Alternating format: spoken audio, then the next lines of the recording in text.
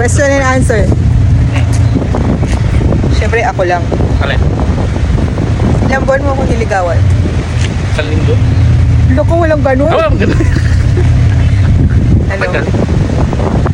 Excuse me, naligaw ka sa akin mga part na ng January.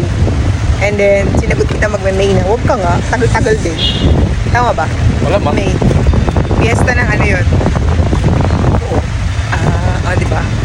Kahit bungi ako, feeling ko ganda-ganda ko. Ginawa mo pa ng butas. Hindi naman. Huwag ka na muna to kasi yung hair ko. Na-stress na nga ako sa'yo. Tingnan mo, dami ko ng puting buhok.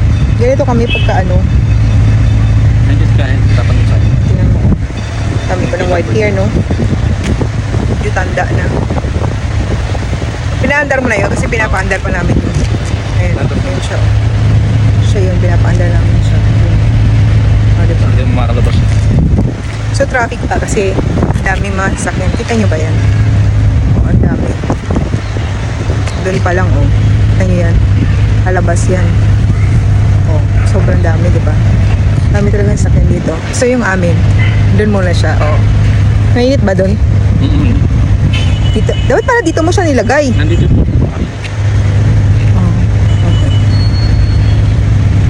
May white hair pa rin ba? Meron. Ito lang sa likod kasi ano. Meron din siyang white hair. Ito ang ganap.